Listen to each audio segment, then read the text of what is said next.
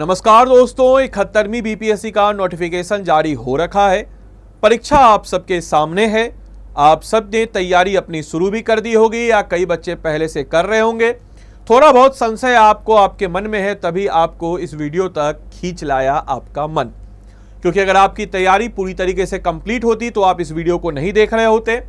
अगर आपकी तैयारी इनकम्प्लीट है और अभी भी आप सोच रहे हैं कि क्या करें, कैसे करें, तभी आप इस वीडियो को देख रहे हैं, तो चिंता मत कीजिए, मैं आपको निराश नहीं करूंगा। इस वीडियो में मैं आपको बताने वाला हूं कि कंप्लीट बुक्स एंड मटेरियल जो कि आपके प्रीलिम्स पॉइंट ऑफ व्यू के लिए रिलेवेंट होगा। पहले मैं डिस्क्लेमर दे दूं, यह वीडियो सिर्फ और सिर्फ प्रीलिम्स पॉइंट ऑफ व्यू के लिए बनाई गई है, तो this is not the best तरीका, but this is one of the best तरीका, हम कह सकते हैं बेस्ट पॉसिबल तरीका जिसको हम कर सकते हैं, राइट।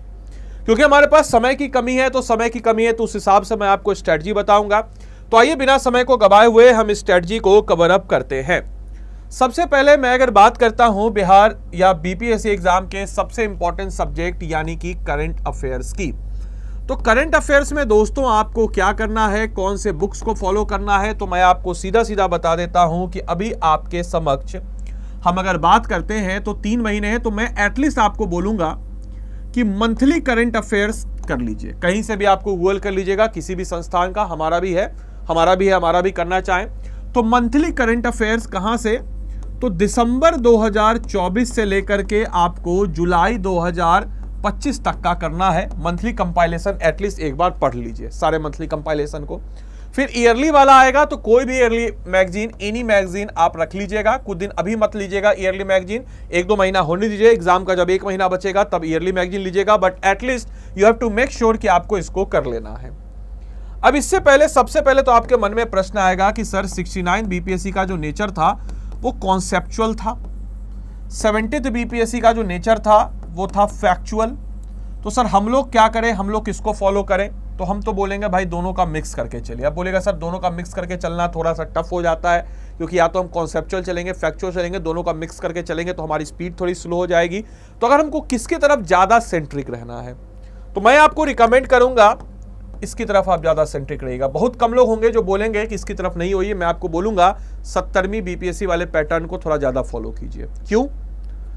क्योंकि चेयरमैन भी वही है, आयोग भी वही है और चांस ज़्यादा है इसका। और 69 को भी अगर आप देखेंगे तो हाँ, 69 में भी 50 से 60 क्वेश्चन जो थे वो फैक्चुअल ही थे। तो अगर आप फैक्चुअल अपना पोर्शन क्लियर करते हैं तो आप लगभग 30 से 40% क्वेश्चन अपना सॉल्व कर जाते हैं। यानी कि अगर हम लोग बात करते हैं तो 60 से 70 नंबर आपका इंश्योर हो जाता है अगर आप अपने फैक्चुअल पॉइंट ऑफ व्यू को कवर अप करते हैं। तो नेचर ऑफ एग्जाम आपको कॉन्सेप्चुअल फैक्चुअल ही रखना है, but slightly inclined towards the factual pattern. Is it clear? I hope कि मैं क्लियर इसको कर पाया हूंगा और सेटिस्फाइड भी आपको कर दिया हूंगा। तो आपको अपने साथ एक फैक्चुअल बुक रखनी है। फैक्चुअल बुक आप कुछ भी रख सकते हैं। मुझे पता है थोड़ा बोरिंग लगता है, लूसेंट, क्राउन, ये सब नहीं, तो आप कोई भी किताब फैक्चुअल एक आपको, या फिर एनसीईआरटी का कंपाइलेशन होता है, इस सब में से कुछ ना कुछ आपको करना ही पड़ेगा। मुझे पता है थोड़ा बोरिंग होता है लूसेंट ये सब, लेकिन आपको रटना पड़ेगा। अब ये मान के चलिए आप कितना भी अच्छा आंसर लिखते हो, लेकिन अगर आपका प्रीलिम्स क्लियर नहीं होगा तो आपका इतना अच्छा आंसर लिखना किसी काम का नहीं है। तो प्रीलिम्स क्लियर करना, और बीपीएससी का जब नेचर है ऐसा तो उसको पढ़ लेना चाहिए। मेरे हिसाब से उसके साथ नेगोशिएशन नहीं करना चाहिए। तो आपके पास एक फैक्चुअल बुक होना कंपलसरी है, इतना जरूर रखिएगा। चाहे आप क्राउन रख लीजिए, चाहे आप लूसेंट रख लीजिए, चाहे आप एनसीईआरटी का कोई भी 1 लाइनर रख लीजिए, लेकिन एक 1 लाइनर फैक्चुअल बुक आपके पास होना कंपलसरी है। करंट अफेयर जो कि डायनेमिक है, तो इसका मैंने उपाय आपको बता दिया। अब इसके बाद हम अगर आते हैं हिस्ट्री की तरफ, तो मैं आपको ज़्यादा प्रीलिम्स पॉइंट ऑफ व्यू से बोलूँगा। अगर आपके डिपेंड करता है कि आप तैयारी के कौन से स्टेज पे, अगर आप, मैं जूम करके चल रहा हूँ कि आप 6 महीना साल भर से तैयारी कर रहे हैं, और अगर आप नए हैं तो आप डायरेक्टली पहुंच जाइएगा किसी फैक्चुअल बुक की तरफ, कोई भी फैक्चुअल बुक, लूसेंट हो या क्राउन हो। अगर आप थोड़े पुराने हैं तो मैं आपको रिकमेंड करूँगा कि एंसेंट के लिए आर एस शर्मा पुस्तक नहीं, आर एस शर्मा की एनसीईआरटी जो है, ये ध्यान रखना, पुस्तक नहीं मैं बोल रहा हूँ, एनसीईआरटी, इसको कर लीजिएगा। मिडाविल के लिए सतीश चंद्र की, सब एनसीईआरटी बोल रहा हूँ। और ऐसे बच्चे जो अभी अभी शुरू कर रहे हैं वो इसको स्किप कर देंगे, इसको भी स्किप कर देंगे, इसके कुछ सिलेक्टेड चैप्टर्स पढ़ लेंगे। कौन कौन से सिलेक्टेड चैप्टर्स हैं, ये कैसे हमें पता चलेगा? ये हमें पता चलेगा हमारे प्रीवियस ईयर क्वेश्चन से।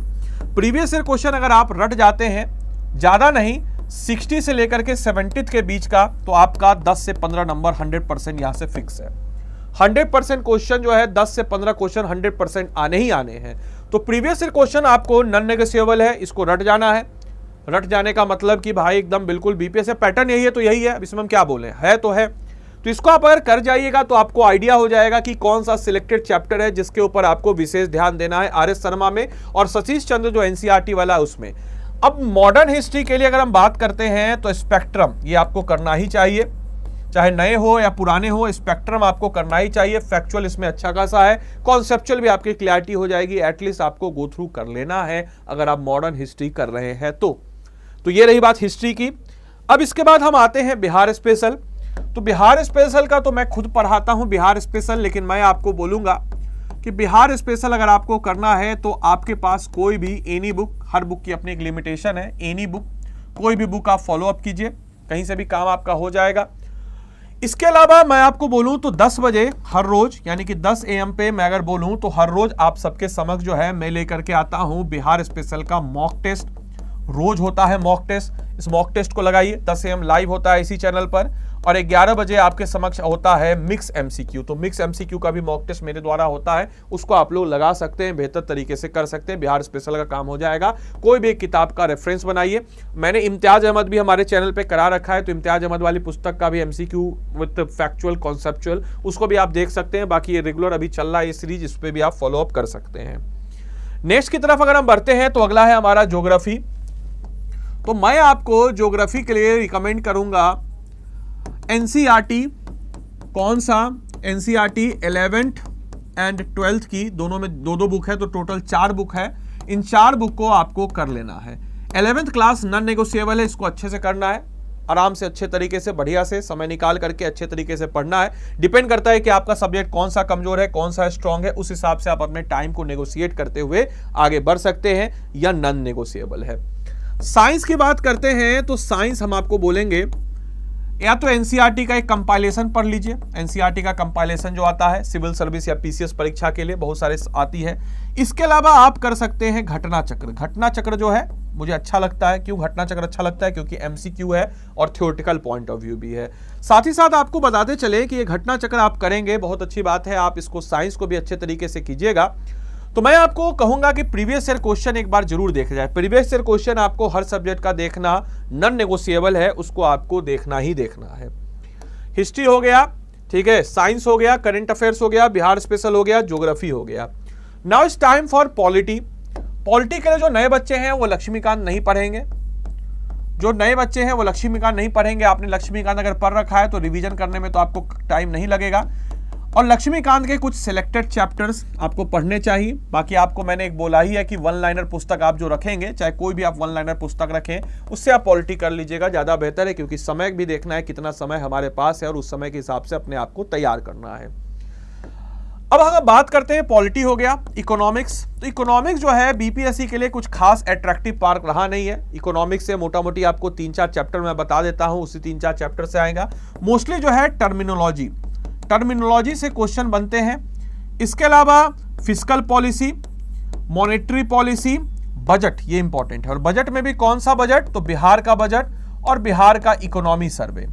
बिहार का इकोनॉमी सर्वे बजट इंपॉर्टेंट है, इंडिया का बजट इकोनॉमी सर्वे, लेकिन बिहार वाला जो है यहां से क्वेश्चन बनता है। तो हमारी भी संस्था की तरफ से कंपाइलेशन दिया गया है, कहीं से भी आप कंपाइलेशन लेकर के उसको पूरा आप 600 पेज का मत पढ़ने बैठ जाइएगा, कहीं से भी कंपाइलेशन लेके आप कर लीजिएगा, आपका काम जो है यहां से सेट हो जाएगा। इसके बाद दोस्तों अगर हम लोग बात करते हैं, अपार्ट फ्रॉम दैट अगर हम बात करते हैं इसके बाद, तो इसके बाद अगर हम देखते हैं कि इसके बाद हमें क्या करना चाहिए, तो इसके बाद अगर हम मैथ्स और रीजनिंग की बात करते हैं तो ज़्यादा कुछ इसमें नहीं करना है। तो मैथ्स और रीजनिंग की बात अगर हम करें तो मैथ्स और रीजनिंग में सिर्फ और सिर्फ आप प्रीवियस ईयर क्वेश्चन को बना लीजिए, आपका मामला सेट हो जाएगा, ज़्यादा मुश्किल होता नहीं है और यहाँ से आपका काम जो है हो जाएगा। तो अगर हम लोग बात करते हैं इन सारे पहलुओं पे, तो सारे के सारे पहलुओं का बेस्ट पॉसिबल वे हमने बताया। This is not the best way but is the best possible way, जो मैंने आपको बताया, जो आने वाले अगले 2.5 महीने में आप सब लोग खुद से कर सकते हैं। इस चीज को ध्यान रखना है। मोस्ट इंपॉर्टेंटली अगर आपको मुझसे पूछा जाए कि कौन से पैटर्न को आपको फॉलो करना चाहिए, तो मैं आपको रिकमेंड करूंगा 70th के बीपीएससी के पैटर्न को फॉलो कीजिए। मार्केट में बहुत हल्ला है कि नहीं 69 वाला वापस से होगा, 69 वाला वापस से हो भी गया तो कम से कम आपका 60 नंबर जो है ये तो आपका फैक्चुअल क्वेश्चन रहेगा ही रहेगा, क्योंकि 69 में भी था। 10 से 15 क्वेश्चन आपका प्रीवियस ईयर क्वेश्चन से कवर अप हो जाएगा, तो मोटा मोटी समझिए 75 नंबर आपका यही हो गया। और जब इतना आप पढ़ेंगे तो कुछ क्वेश्चन आपके 25 क्वेश्चन होंगे, उनको आप बना ही दीजिएगा अच्छे तरीके से, तो मोटा मोटी 90 से 100 के बीच आपको स्कोर रखना है। और इतना स्कोर जब आप रखेंगे तो चीजें क्लियरिटी हो जाएंगी। अब मुझे पता है आप बोलिएगा सर जितना सुनने में आसान लग रहा है इतना आसान तो है नहीं, अगर हम करने इसको चले गए तो हमारा मामला खराब हो जाएगा। आप लोगों के मन में ये भी आ रहा होगा सर अच्छी वन लाइनर पुस्तक को रिकमेंड कीजिए, तो हम आपको रिकमेंड करते हैं, एक महेश बंडवाल सर की आती है एनसीईआरटी वन लाइनर, अच्छी किताब है, ज्यादा मतलब पढ़ने में भी सही लगेगा, थोड़ा रंगीन किताब भी है, 2 वॉल्यूम में आती है, वॉल्यूम 1 वॉल्यूम 2, आपकी इच्छा है, आप कोई भी अगर आपके पास हो, लूसेंट है तो लूसेंट, क्राउन है तो क्राउन, बट ये है तो ये, जो आपको करना हो आप कर सकते हैं। अगर आप ये सब कुछ खुद से कर पा रहे हैं तो बहुत अच्छी बात है, अगर आप सब कुछ खुद से नहीं कर पा रहे हैं, अगर आपको लग रहा है कि कोई इंसान हमको ये सब करा दे तो सबसे बेस्ट होगा, तो अगर कोई इंसान ये सब करा दे तो इसके लिए तो आपको पेड कोर्स आना होगा, पेड कोर्स के लिए क्रैश कोर्स आना होगा। आप कहीं भी क्रैश कोर्स कर सकते हैं, अगर आप खुद से कर पा रहे तो बेस्ट है, नहीं खुद से कर पा रहे तो क्रैश कोर्स कर लीजिए। हमारे क्रैश कोर्स की बात अगर हम करें तो स्टडी IQ के ऐप या वेबसाइट पे आप आएंगे, यहाँ पे आप 71st यहाँ पे सर्च कीजिएगा, जैसे आप 71st सर्च किए 71वीं BPSC प्रीलिम्स का लाइव क्रैश कोर्स है। इस क्रैश कोर्स में ये सारी चीजें मिल जाती है, इसमें 400 प्लस घंटे की लाइव क्लासेस हैं, एंड मोस्ट इंपॉर्टेंटली अगर हम लोग बात करते हैं तो बिहार स्पेसिफिक टॉपिक के ऊपर हम लोग एक विशेष ध्यान देते हैं। इसमें आपको मिल जाता है मेंटरशिप, और मेंटरशिप हमारे किसी भी एग्जाम के लिए बहुत इंपॉर्टेंट है, जो आपको मेंटरशिप देगा, प्रदान करेगा और बताएगा कि कहाँ पे कितना पढ़ना है, किसको कितना पढ़ना है। प्रीलिम्स टेस्ट सीरीज भी इसमें मिल जाता है, हिंदी इंग्लिश के नोट्स भी मिल जाते हैं, क्लास नोट्स भी मिल जाते हैं, क्रक्स में मिल जाता है। तो दोस्तों अगर आपको मेरे मेंटरशिप में आना है तो यहाँ पे आपको आदि लाइव कोड को लगा देना है, और आदि लाइव कोड को लगा देंगे तो मेरे मेंटरशिप में आपको 4500 रुपए में यह कोर्स मिल जाएगा। आदि लाइव लगाना मत भूलिएगा, क्योंकि आदि लाइव कोड लगाइएगा तभी आपको मेरे मेंटरशिप में मिल जाएगा यह कोर्स, और मैं आपको इसमें मेंटर हो जाऊंगा। बाकी एक एडिशनल प्रोफेशनल मेंटरशिप भी आपको इसमें मुहैया करा दिया जाएगा। तो इतनी सारी सुविधाओं से लेस यह कोर्स है, तो जाइए अपने आप को इनरोल कीजिए। अगर आप खुद से पढ़ पा रहे तो बेस्ट है, नहीं खुद से पढ़ पा रहे तो इस कोर्स में हम लोग आपके सारे के सारे टॉपिक्स को, सारे के सारे सिलेबस को, चाहे एनसीईआरटी हो, कॉन्सेप्चुअल हो, फैक्चुअल हो, बिहार स्पेसिफिक टॉपिक हो, सबको कवर अप करा देंगे। तो उम्मीद है यह सेशन आपके लिए लाभदायक रहा हो। धन्यवाद and thanks for watching this session. Thank you.